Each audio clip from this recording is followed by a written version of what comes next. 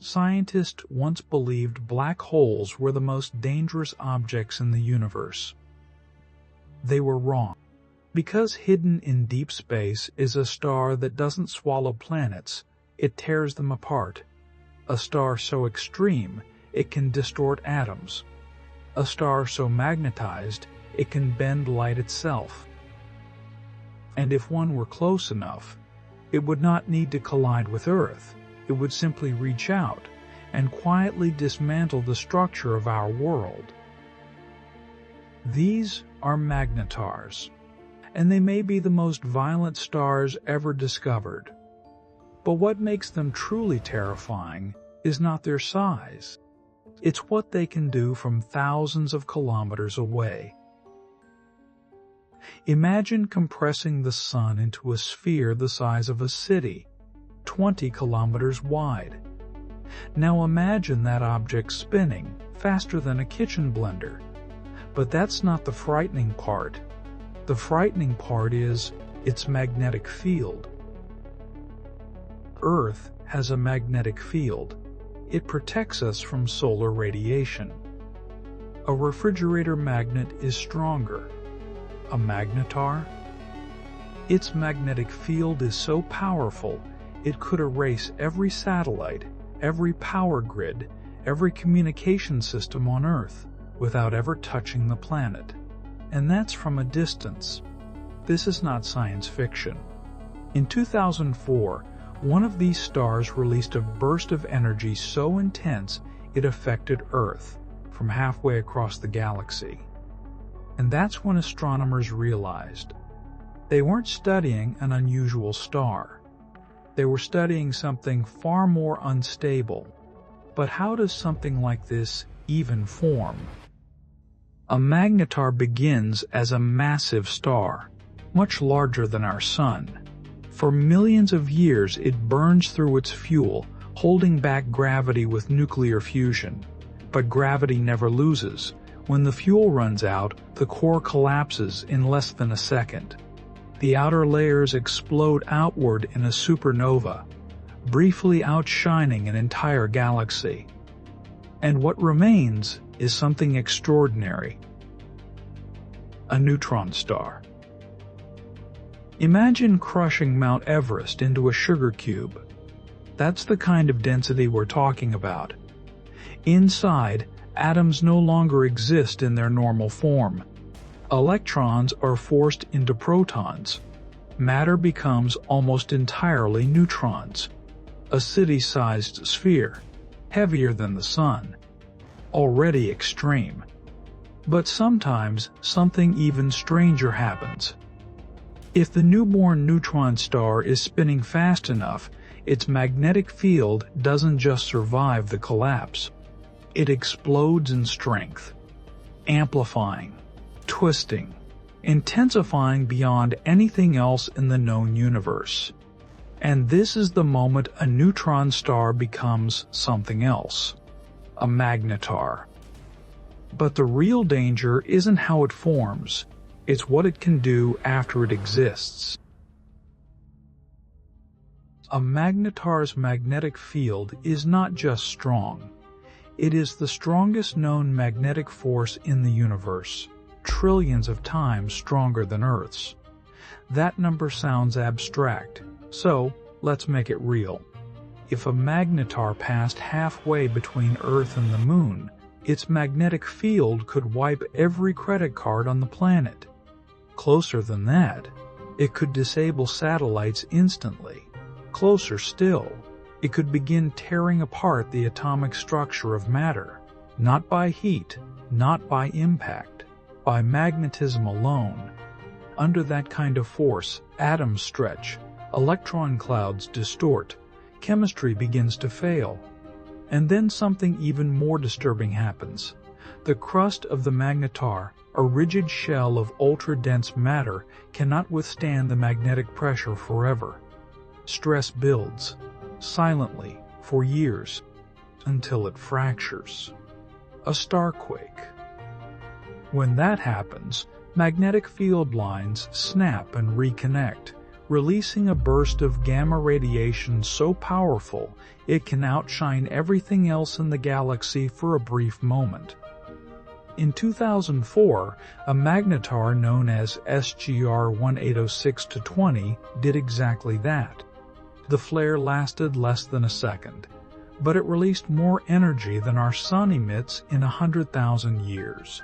It was 50,000 light-years away, and it still affected Earth's atmosphere from across the galaxy. Let that settle. If that is the effect at that distance, what happens if one is closer? But before we imagine that, we need to understand something unsettling, because magnetars may not be as rare as we once believed. December 27, 2004. Without warning, detectors across the solar system lit up. Satellites designed to monitor gamma-ray bursts were overwhelmed. Some instruments temporarily saturated. For a fraction of a second, Earth's upper atmosphere changed. The source was not a supernova, not a black hole. It was a magnetar, specifically SGR 1806-20, located 50,000 light-years away on the far side of the Milky Way. The flare was so powerful, it briefly ionized Earth's ionosphere. Let that sink in. A city-sized object, halfway across our galaxy. And it still disturbed our planet.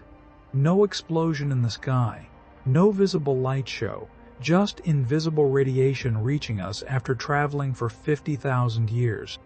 And here's the disturbing part. If that same flare had occurred within a few dozen light-years, the outcome would have been very different. Not extinction, but disruption. Atmospheric damage, satellite failure. Just far enough away to spare us. But distance in space is temporary. Stars move, galaxies rotate, and magnetars are born wherever massive stars die. Which raises a difficult question. How close is too close? Imagine the night sky looks exactly the same. No warning signs, no visible threat. Somewhere within 30 light-years, a massive star has already collapsed, its core compressed into a magnetar. Silent, dormant, waiting. For years, nothing happens. Then the pressure inside it reaches a breaking point. The crust fractures. Magnetic fields snap and reconnect, and in less than a second, a giant flare erupts. 30 light-years away, Earth continues orbiting peacefully. Then the radiation arrives. The upper atmosphere absorbs the first wave. Molecules ionize instantly. An invisible ripple spreads across the sky. Satellites fail first. Navigation systems glitch. Communication networks flicker. There is no explosion, no firestorm, just invisible energy rewriting atmospheric chemistry. Ozone molecules begin to break apart. Days later, ultraviolet radiation at Earth's surface increases. Power grids experience geomagnetic disturbances. Transformers overload. Regional blackouts cascade. Life does not end, but the planet changes. And the unsettling part is this. Earth is 4.5 billion years old, long enough for nearby stars to live and die, long enough for magnetars to form, which means this scenario is not impossible, it is statistical. But this is only the local perspective, because magnetars are not just rare cosmic accidents. They may be far more common than we see, and that opens a much bigger mystery. We've confirmed only a few dozen magnetars in the Milky Way, but confirmation depends on activity. A magnetar can remain silent for centuries. No flares, no bursts, no signal strong enough to notice. Astrophysicists estimate there could be hundreds, perhaps thousands, hidden in our galaxy alone. Dormant, unseen. And the Milky Way contains hundreds of billions of stars. The observable universe contains trillions of galaxies, which means magnetars are not rare cosmic myths. They are ongoing events. Some may be responsible for fast radio bursts, millisecond flashes of energy that travel across billions of light years before reaching Earth. We are still debating their true origin. Some models fit, others fail. Simulations disagree. And that is what makes magnetars more than just dangerous. They are scientifically disruptive. Inside them, matter exists in a state we cannot reproduce. Their magnetic fields are so extreme they allow us to test quantum theory in conditions impossible on Earth. Even empty space behaves differently near them. Light itself changes. Physics, which feels stable and predictable in daily life, becomes fragile. And this may be the most humbling realization of all. The universe is not calm. It contains pockets where reality is pushed to its breaking point, and we're only beginning to understand them. Now we descend. We measure galaxies billions of light years away. We detect gravitational waves from colliding black holes.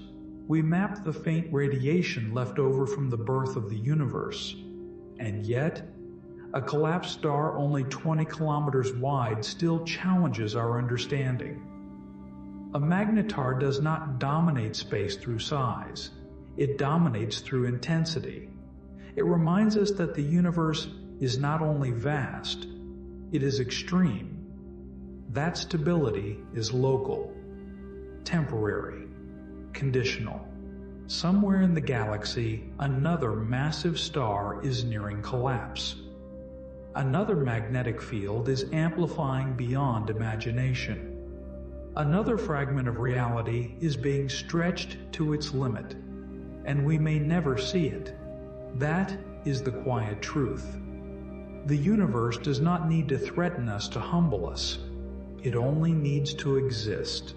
The universe does not reveal its secrets easily, but with curiosity, we get closer. If you want to keep exploring the darkest and most extreme phenomena in space, consider subscribing. There is far more waiting beyond what we've discovered.